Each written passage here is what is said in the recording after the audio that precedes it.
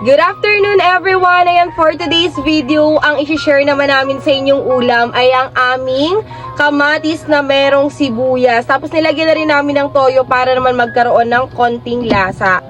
Ayan, kapag mga ganito pong ulam, naku, tuwang-tuwa na kami kapag meron ito. At ngayon na lang ulit kami makakatikim ng kamatis. At syempre ito namang mega ay para naman sa aming mga anak. Ayan, ito yung sa kanila. Ito yung amin. Para kahit papano ay may isda. Masustansya pa rin. Ubus na kasi yung ano namin, yung tuyo. Wala na kaming tuyo. Ubus na. Ito na lang yung meron. Kaya kahit anong ulam lang talaga dito sa probinsya, basta hindi ka maarte, matipid ka, magkakaari ka. Kain na po tayo.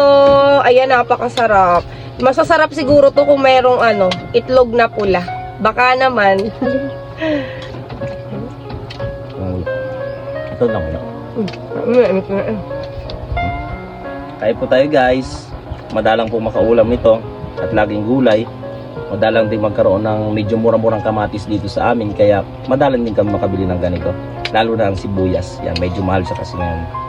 Pag may nakita kaming mura-mura, bumibili kami ng medyo marami-rami at ginagawa naming ulam katulad nito.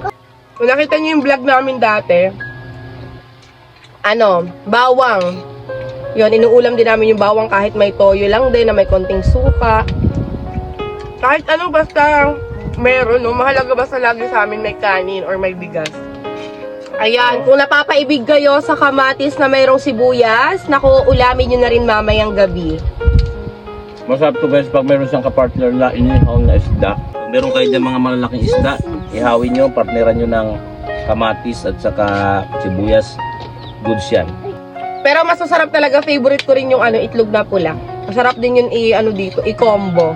Kaso wala. Kaya kailangan natin magtiis kung ano meron.